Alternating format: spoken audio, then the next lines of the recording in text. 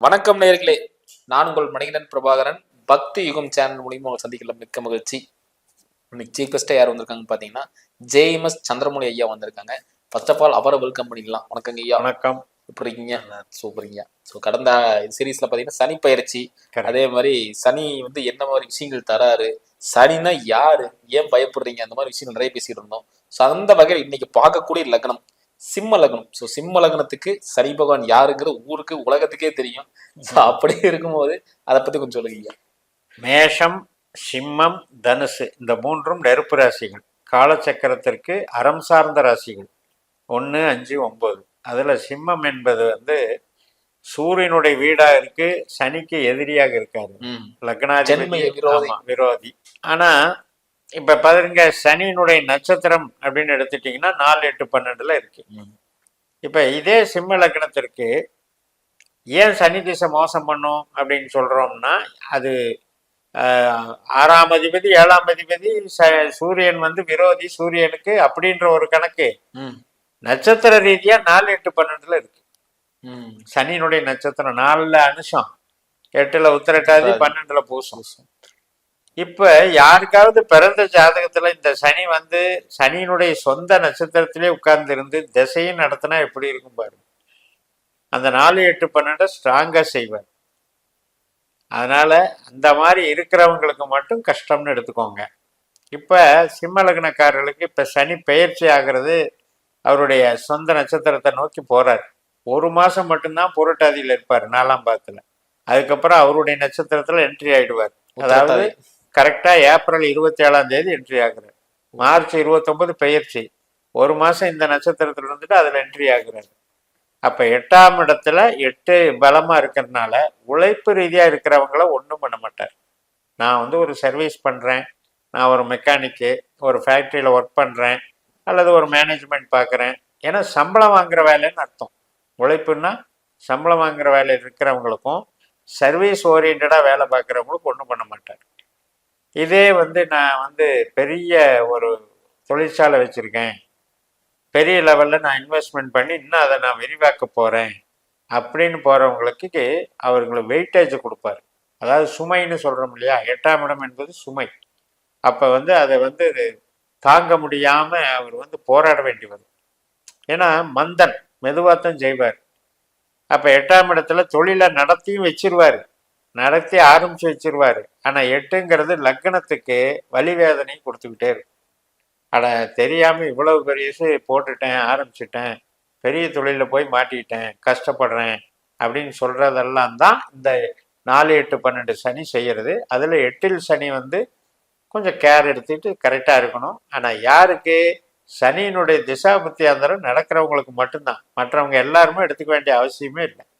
அந்த அந்தரம் வந்தாலும் அந்த இடத்துல சின்ன டைம்ல கொஞ்சமாவது பண்ணுவாரு. இதையும் இன்னும் டெப்தா பார்க்கணும்னா புள்ளி ரீதியா பார்க்கலாம். இப்ப சிம்ம லக்னத்துல மகம் 1ஆம் பாதத்துல பிறந்தவங்களுக்கு தான் இம்மிடியட்டா வர்றாரு. மகம் 2ஆம் பாதத்துல பிறந்தவங்களுக்கு ஏப்ரல் 27 தான் டச் ஆகுறாரு. அது மாதிரி தள்ளி தள்ளி பார்த்துக்கிட்டே இருக்கணும். இப்ப நீங்க உத்தரத்துல பிறந்திருக்கீங்கன்னு வைங்க, அவர் 7க்குள்ள இருக்கிறாருன்னு தான் அர்த்தம். அது வர்றதுக்கு 2 வருஷமே ஆயிரும் 8ஆம் பாவத்தை டச் பண்ணும்போது. அப்ப 8ஆம் பாவ புள்ளி எதுவோ அதை சனி எப்ப டச் பண்றாரோ அப்ப அந்த ஒரு பாதத்துல மட்டும் இம்பாக்ட் கொடுக்கும். ஆனா மேக்சிமம் பாத்தீங்கன்னா இந்த மாதிரி ஒரு இணைவு இந்த கிரக சேர்க்கையில நடந்து பல வருஷங்கள் ஆச்சு. அதாவது நீங்க சொன்ன மாதிரி அழிவுஸ்தானம் மீனத்துல ஒரு 5 கிரகம் சேர்றது மிகப்பெரிய விஷயம் தான். ஏன்னா இது பாத்தீங்கன்னா ஒரு 4 வருஷம் 5 வருஷம் முன்னாடி இந்த கோவிட் டைம்ல 6 கிரக சேர்க்கைன்னு வந்துச்சு. அதுவும் தனுசு வீடு தான், அதுவும் குருவோட வீடு தான். இது இப்போ நடக்கக்கூடியது குருவோட வீடு தான். ஸோ இதை எப்படி நீங்க பாக்குறீங்க? அதாவது உலகியல் ஜோதிடம்னு எடுக்கும்போது 9ல, அதாவது காலச்சக்கரத்துக்கு 9ஆம் இடமான தனுசுல கிரக சேர்க்கை வந்தபோது கோவிட் வந்தது அப்படின்னா ராகு கேது அச்சின் மூலமாக வந்தது. அதாவது உயிர் தொற்றும்பாங்க. அது உயிரினங்களை உற்பத்தி பண்ணக்கூடிய நட்சத்திரம் மூல நட்சத்திரம் கேது. அந்த புள்ளியில அங்க கனெக்ட் ஆனதுனால அது வந்தது. இப்ப பாத்தீங்கன்னா இது இயற்கை சீற்ற ஸ்தானம்.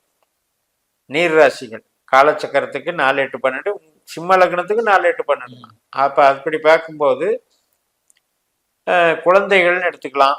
அதே நேரத்துல இப்ப சமுத்திரம் சார்ந்த, அதாவது கடல் சார்ந்த பகுதிகள்னு எடுத்துக்கலாம். அதுல வந்து வரக்கூடிய சீற்றங்கள்னு எடுத்துக்கலாம். அதே மாதிரி ராகு சனி சேர்க்கை இருக்கிறதுனால போர் நடவடிக்கைகள் அது சார்ந்த ஒரு அபாயங்கள் எடுத்துக்கலாம். இப்ப விமானம் சார்ந்த வகையிலேயே விபத்துகள் இதெல்லாம் கூட இதுல அடங்கும்.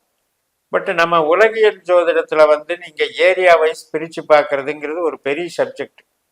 உலகம் பூரா அந்த அச்சாம்சம் ரேகாம்சம் இருக்கு இல்லையா, லாங்கிடியூட் லாட்டிடியூட்ல தான் அந்த இடத்த கண்டுபிடிச்சி எந்தெந்த இடத்துக்கு அது பாதிப்பு செய்யும்னு பார்க்கறது. இப்ப தனி மனித ஜாதத்துக்கு ஒரு சிம்ம லக்னக்காரருக்கு 8ல் இந்த கிரகமெல்லாம் சேர்ந்தா என்ன பண்ணும் அப்படின்னு கேட்டா, இப்ப சுக்கிரன் எடுத்துக்கிட்டீங்கன்னா சிம்மத்துக்கு நல்லது பண்றவர் தான். ஏன்னா சுக்கிரனுடைய நட்சத்திரம் லக்னத்திலேயே இருக்கு, சிந்தனை இயக்கிறவர். ஆனா அந்த கிரகம் போய் 8ல் போகும்போது கொஞ்சம் சிந்தனைக்கு தோல்வி வருது, சுயபலத்தை இழந்துடுறாரு. அதுல சனி கூட வேற சேர்றாரு, அதுல புதனும் வேற சேர்றாங்க. இப்ப புதனும் சனியுமே 2 பேருமே 4, 8, 12 கான்செப்ட் தான். அதனால அதெல்லாம் சேர்றதுனால மெயினா நான் சொல்ல வேண்டிய அட்வைஸ் என்னன்னா, பிரயாணங்கள்ல கவனம் தேவை. காலச்சக்கரத்துக்கு 12ஆம் இடம்.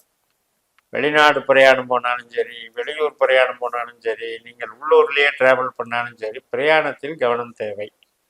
கொடுக்கல் வாங்கலில் கவனம் தேவை. 8ஆம் இடம் என்பது பொருள் இழத்தல். அதே மாதிரி உறவுகளில் கவனம் தேவை, ஆரோக்கியத்திலும் கவனம் தேவை. இந்த கவனம் தேவைங்கிறது 8ஆம் இடம் நம்மளுக்கு உணர்த்துது. இதுல வந்து ஒரு ஒரு நல்ல விஷயம் என்ன அப்படின்னா, குருவோட நட்சத்திரத்துலதான் இந்த ராகுவும் சனியும் சேர்றாங்க. அதே சுக்கிரனும் புதனும் குருவோட நட்சத்திரத்துலதான் ஒரு 25 நாள் ஒரு 10 நாள் எல்லாம் சேர்றாங்க. அந்த குரு வந்து நமக்கு 10ஆம் வீட்டுல இருக்காருன்னு எடுத்துக்கணும். இப்ப நமக்கு கோச்சாரத்துல 10ல் இருக்காரு. அப்ப தொழிலை கெடுக்க மாட்டாரு, அந்த பணத்துல கை வைக்க மாட்டாரு, ஹெல்த்லையும் உறவை மட்டும் பார்த்துக்கணும். அப்ப நீங்க கொஞ்சம் சுப காரியங்கள்லாம் பண்றதுன்னா கொஞ்சம் தள்ளி வச்சுக்கலாம், இந்த டைமை விட்டுட்டு ஜம்ப் பண்ணி வச்சுக்கலாம். இது எல்லாமே வந்து தங்களுடைய ஜனன ஜாதகத்துல இந்த கிரகங்களுடைய திசாபுத்தி நடந்தாதான் நம்ம பயப்படணும். எல்லாரும் பயப்பட வேண்டியது. இப்போ ஒருத்தருக்கு செவ்வாய் திசை நடக்குது, சந்திர திசை நடக்குது, சூரிய திசை நடக்குது, இவங்கெல்லாம் பயப்பட வேண்டியதில்லை. அது மாதிரி ஒரு இம்பாக்டும் வராது. இந்த கிரக சேர்க்கைங்கிறது நமக்கு ஒவ்வொரு பாவத்தை இயக்கக்கூடிய அதிகாரின்னு நம்ம தெரிஞ்சுக்கிட்டு அந்தந்த பாவத்தோட சேருதுன்னு புரிஞ்சுக்கிட்டா போதும். இப்ப நீங்க சிம்ம லக்னத்துக்கு உறவுகளை கொடுக்குறவர் சுக்கிரன்னு வச்சுக்கோங்க. அதே மாதிரி 7ஆம் இடத்துல ராகு இருக்காருல்ல, அது வந்து கணவன் மனைவி உறவுன்னு வச்சுக்கோங்க, குழந்தைகள் உறவுன்னு வச்சுக்கோங்க. இது எல்லாமே ராகுவும் சுக்கிரனும் பார்த்தீங்கன்னா அகம் சார்ந்த நன்மைகளை செய்யறவங்களா போயிடுறாங்க. அப்ப புதனும் சனியும் மட்டும்தான் அதுல கெடுதல் பண்றாங்க. இப்ப அந்த திசா புத்தி அந்தரம் நடக்கும்போது அந்த மாதிரி குழந்தைகள் சார்ந்தோ உறவுகள் சார்ந்தோ மனக்கசப்பு ஏற்படும். வீண் சண்டைன்னு சொல்றோம் இல்லையா, திடீர்னு பேசிக்கிட்டே இருந்தோம், திடீர்னு பிரச்சனை ஆயிடுச்சு. அதுல கவனமா இருந்தா போதும். இப்ப 8 சொல்றோம், இப்ப 8 பெருசா இல்ல 12 பெருசான்னு கேட்டா 8 தான் சொல்லலாம். நிறைய பேர் சொல்றதுன்னா திடீர்னு ஒரு நஷ்டம், திடீர்னு ஒரு ஆக்சிடென்ட், விபத்துக்கு ஆளாகிறது எல்லாமே 8 தான். ஸோ அப்படி இருக்கும்போது 8ல் சனி, அதுலயே பார்த்தீங்கன்னா ஒரு லக்னாதிபதி வரை இப்போ அங்க இருக்காரு. ஸோ இந்த காம்பினேஷன் எப்படிங்க? சுயபலத்தை இழக்கிறாங்கன்னு அர்த்தம். அவங்க மேல இருக்க நம்பிக்கையை விட ஒரு ட்ரெண்டு வருது, நல்லா வியாபாரம் பண்ணிட்டு இருக்காரு, திடீர்னு ஒரு ட்ரெண்ட் வந்து ஒரு டிமாண்டு குறைஞ்சு போச்சு. அப்படிங்கும்போது என்ன பண்றதுன்னு முழிப்பாரு. அப்ப வேற ஏதாவது ரூட்டு பிடிப்போமான்ட்டு திங்க் பண்ணுவார். அப்ப போய் நல்ல நபர்கள் கிடைக்க மாட்டாங்க, வேற ஏதோ ஒரு நபர்கள் கிட்ட அல்லது இவங்களை சீட் பண்ற நபர்கள் கிட்ட மாட்டி பணத்தை இழக்கிறது, இவரா போய் மாட்டிக்கிறது. அதான் லக்னம் வந்து வலுவிழக்கிறதுன்னு அர்த்தம். சிந்திக்கும் திறன் வந்து கம்மியாயிரும், நஷ்டத்தை நோக்கி போயிடும், தன்னைத்தான் நஷ்டப்படுத்திக்கிறதுன்னு எடுத்துக்கோங்க. அப்ப சுய புத்தி வேலை செய்யணும்ல. இந்த சுய புத்திக்கு உண்டான அத்தனை கிரகங்களுமே 8ல் போயிட்டா என்ன இருக்குங்க? அப்ப இருக்கிறதுலயே மேஷம் ஓரளவுக்கு ஒரு 60% அப்படின்னு எடுத்துக்கலாம். ஆனா சிம்மம் தான் 80% எடுக்கும். நீங்க சொன்னது மாதிரி இப்ப எல்லா சீரீஸ்ல பேசுறதுனால சிம்மம் மட்டும் தான் ரொம்ப டேஞ்சர். அதுக்கு அடுத்து தனுசு வந்து கூட ஒரு 40% எடுத்துக்கலாம். சிம்மம் தான் அதிகம் ஸ்கோர் வாங்கியிருக்கு. ஆமா, அதாவது ரொம்ப ஆபத்தான இருக்கக்கூடிய காலகட்டம். ஏன்னா இந்த காலகட்டத்துல வந்து அவங்க திசா புத்திகளை கண்காணிச்சுக்கிட்டாங்கன்னா ஒரு அவங்களுக்குள்ளேயே ஒரு திருப்தி ஏற்படும். சரி, நமக்கும் இந்த திசா புத்திக்கு சம்மந்தம் இல்லை அப்படின்ட்டு. இது ஒட்டுமொத்த சிம்ம லக்னக்காரனையும் எப்படி பாதிக்கணும் உறுதியா சொல்ல முடியும். ஏன்னா அது தனிப்பட்ட ஜாதகத்துல எடுத்துதான் நீங்க அந்த புள்ளி இந்த புள்ளிக்கு டச் ஆயிருக்கான்னு பாக்கணும். ஆனா 8 ஆக்டிவேட் ஆயிடுச்சானா 2 ஆக்டிவேட் பண்ணுதா இல்ல 3 ஆக்டிவேட் பண்ணுதான்னு பார்க்க முடியும். ஆனா என்ன பொது எச்சரிக்கை நிச்சயமா 8ஆம் இடம் மோசமான இடம். அது பொது எச்சரிக்கை கரெக்ட் தான். அப்ப இப்ப இந்த நேரத்துல நம்ம பிரான்சஸ் பண்றது, ஆமா, இன்வெஸ்ட்மெண்ட் பண்றதெல்லாம் இப்ப வேணும். இப்ப 2ல கேது இருக்காருல்ல, யாருக்கெல்லாம் கேது திசை நடக்குதோ வாயினால பிரச்சனைன்னு அர்த்தம். 2ஆம் இடம் வாக்குஸ்தானம், அதுல கேது இருக்காரு. இப்ப இந்த பங்குனி மாசம் முடிகிற வரைக்கும் சூரியன் 8ல இருப்பாரு. அப்ப என்ன ஆகும், எதை பேசினாலும் பிரச்சனை, அல்லது ஏதோ ஒண்ணு இவர் நல்லதே நினைச்சு பேசினாலும் அங்க வம்பா முடியும். அதே மாதிரிதான் கைப்பணம், பொருள் வந்து ஷார்டேஜ் இருந்துகிட்டே இருக்கும். பணம் சேவிங்ஸ் அது பண்ணலாம் இதை பண்ணலாம் பிளான் போட்டிருப்பார், பிளான் படி நடக்காது, திடீர் செலவுகள் வந்துகிட்டே இருக்கும். 8ஆம் இடம் இப்ப இதை எதிர்பாராத தனவரவும் கொடுக்கணும்ல 8ஆம் இடம். அது எப்படி கொடுக்கும் அப்படின்னா, உங்களுக்கு 8ஆம் பாவ புள்ளி 2ஆம் பாவத்தோட தொடர்பு கொள்ளணும். 8-2 தொடர்பு கொள்ளணும். இப்ப உங்களுக்கு சிம்ம லக்னக்காரர்களுக்கு 2ஆம் பாவத்துல சந்திரன் இருக்காருல்ல, அந்த சந்திரனுடைய தொடர்பு வந்து ஏற்பட்டுச்சு அப்படின்னா, இப்ப 8ஆம் பாவ புள்ளி சனின்னு வச்சுக்கோங்க, 2ஆம் பாவ புள்ளி சந்திரன் வச்சுக்கோங்க. இந்த சனியும் சந்திரனும் என்னைக்கு சேர்றாங்களோ அன்னைக்கு காசு கிடைக்கும். நல்லா இருக்கு. அது மாதிரி எல்லாம் பாத்துக்கலாம். அது மாதிரி நீங்க டெய்லி நட்சத்திரம் கூட உங்களை பத்தி சிம்ம லக்னக்காரங்களை வச்சு பாத்துக்கலாம். ஏன்னா எப்படின்னா, இப்ப விரயம் வர்ற நாள்ல வந்து நீங்க பேசாம இருந்துகிட்டாலே விரயம் வராதுல்ல. அன்னைக்கு தொழில் பண்ண போனாதானே நஷ்டமாகுது. அந்த காலகட்டத்தை பார்த்து இது பண்ணிக்கணும். இப்ப 5ஆம் பாவம் 9ஆம் பாவம் நல்ல பாவம்னு நம்ம நினைச்சிட்டு இருக்கோம். ஆனா பொருளாதாரத்துக்கு ரொம்ப ரொம்ப கெட்ட பாவம் 5-9. இப்ப 5ஆம் வீட்டுல தானே சுக்கரனுடைய நட்சத்திரம் இருக்கு, 9ஆம் வீட்லயும் சுக்கரன் பரணியா இருக்காருல்ல. அப்ப அந்த சுக்கரன் வந்து அந்த 8ஆம் இடத்துல போய் கன்ஜெக்ஷன் ஆகுறாரு. அப்ப என்ன ஆகுதுன்னா, 1-5-9 ஒரு திசா புத்தி நடந்ததுன்னா உங்களுக்கு தொழிலை கெடுத்துரும்.